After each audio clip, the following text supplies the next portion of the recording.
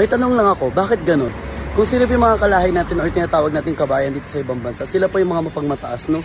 Bakit parang feeling nila, mas maganda yung trabaho nila sa'yo, mas mataas yung sahod nila sa'yo, sila pa talaga yung mamamaliit sa inyo, saka mamamata sa inyo, no?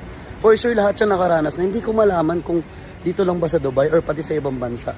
Na kapag kalahi mo, yung pa talaga yung magda-down sa'yo, no? Kumbaga, pag nalaman nila na kalahi nila yung kausap nila, parang kung sino na sila kung magsalita. Hindi ako nag-exaggerate, ha. Di ko alam kung dito lang sa Dubai nangyayari yun or pati sa ibang bansa. Pero ganun talaga, may mga ganun talaga dito, karamihan. Talagang na-experience ko yan palagi. Karamihan ng mga kabayan dito, mga mapangmataas, mga mayayabang. Di ko alam kung bakit. Tamaan na kung sino matamaan, pero kung alam yung sarili yung ganun kayo, edi tamaan kayo, di ba? Nakakainis, nakakapanira kayo ng araw, yung mga ganun. Dapat nga tayo nagtutulungan dito kapag ibang lahi naman. Sige kayo ng parang gustong-gusto nyo tumulong or kayo pa mismo yung nag-a-approach. Pero pag